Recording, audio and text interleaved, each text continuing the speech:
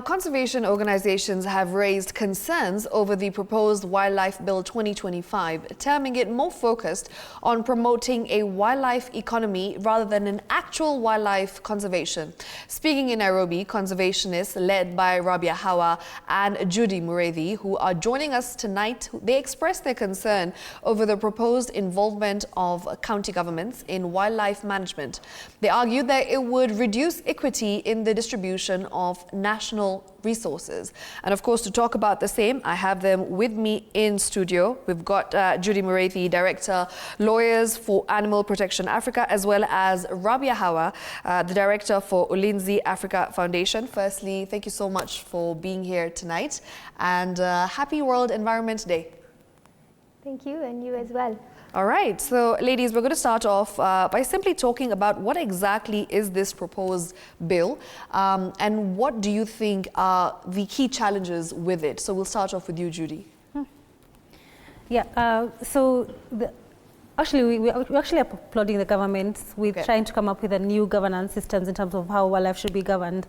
But all in all, there needed to be inclusion. You know, we have the Constitution, which is the supreme law in the country. We have Article 10 talks about the national values, the sustainable development.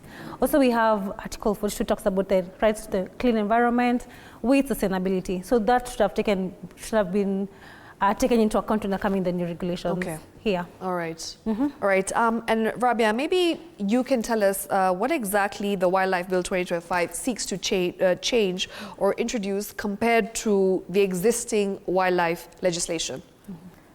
So, Shiksha, actually, this has been quite a range of concerns for us collectively as conservation organizations. I think when we first went through the bill, we noticed a lot of duplicity. One of the key introductions to the bill is the establishment of a new wildlife regulatory authority, which we feel it would be better to actually look at what are the weaknesses of the Kenya Wildlife Service, the Wildlife Research and Training Institute, and strengthen those institutes instead of establishing an entirely new authority. So that's one of the key changes. We're also seeing new introductions of terminology, things like wildlife credits, things like wildlife offsets, which are not even clearly defined in the bill. Yeah. All right.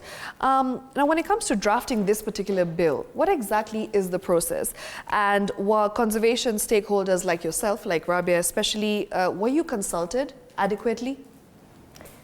Actually, no, we were not. And this is one of the reasons that we came together. We made a very comprehensive 63-page document submission to the ministry after taking apart the whole bill. But really, that could all have been avoided if we were involved from the onset, really in the development phase of the bill, rather than just the validation stage and going through the public participation process, which is ongoing, and we appreciate that. But it would have been nice to be consulted. We have some of the world's leading experts of conservation in Kenya, and really to draw from their experience and expertise, because at the end of the day, ultimately, we're the ones who are going to deal with the consequences of the bill on the ground.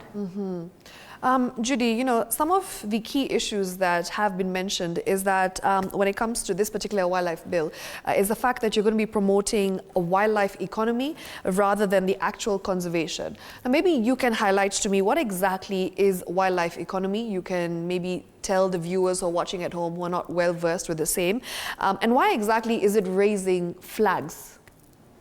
Okay, so wildlife economy is how much benefit do we get from the wildlife.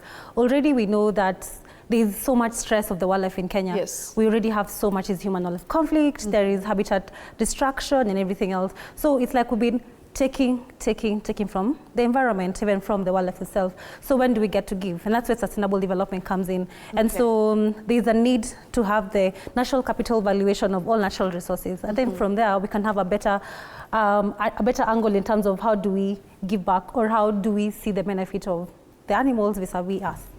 Yeah. Okay. Raabia, what are your concerns about the same, and why exactly is this a point of concern for you as a conservationist? Thank you for that question. And actually, just drawing on what Judy said about doing evaluations, I think that first we should have done an evaluation on exactly where was there any weaknesses in the existing Wildlife Conservation and Management Act 2013, which we were heavily involved in the development of. that would have probably helped to inform some of the structure of this new bill.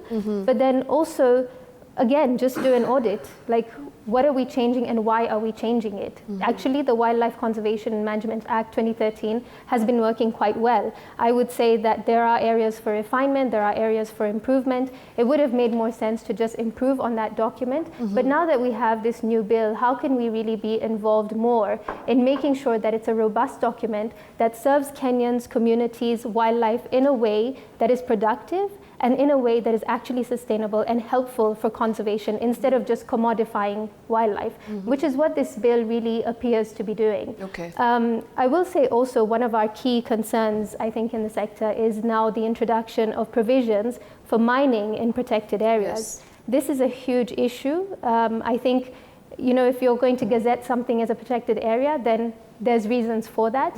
It's because it hosts endangered species, sometimes endemic species that are found nowhere else in the world. And if you're going to now go and look to change that, to kind of dig up what's underneath, then what are you leaving for future generations? So these are really some of our key concerns as well. Okay. So Raabia, do you think that doing this, potentially we're risking ecological integrity in the sense that we are now prioritizing economic gains? In the sense, you know, sometimes I feel like when it comes to the new wildlife bill, we've seen a lot of the things that have been said, they are aiming and they are kind of directed towards the economy and in terms of, you know, monetary gain. So do you think this is what is happening right now? I think so, and I think that what we need to appreciate is that wildlife gives infinitely. Yes. When we leave wildlife as they are and we help them to thrive, then it's a resource that all Kenyans can benefit from in a more equitable manner. I think that the benefit sharing bill is also something that we need to look at and what are the alignments there. Right. But really looking at commodifying wildlife in the way that you know, is being discussed at the moment is really kind of leaving us feeling very uncomfortable and very uncertain about the future of conservation and wildlife in this country, and also the future of communities that depend on wildlife. I can give you an example. I come from Tana River County. That's where we work, Tana River and Lamu. Tana River has only one national reserve. Actually, there's two. There's Kora and there's the Tana River Primate Reserve that hosts 2 endemic species found nowhere else in the world. The footfall of visitors in Tana River Primate Reserve can be up to 4 visitors in a year. That's not enough to sustain the protective measures that need to be undertaken there. So we really depend on the wider network of parks and reserves around the country to really fuel the conservation that needs to happen in some of these underserved counties that also maybe don't get enough visitors. So it really needs to take a much more holistic approach instead of you know, instead of what we're finding now. Okay. Now, Judy, what exactly does this mean in the sense, what precedent does this bill set for other protected areas or other areas that are under the same vicinities, in the sense natural resource management in Kenya? So what exactly does this do for other protected areas as well?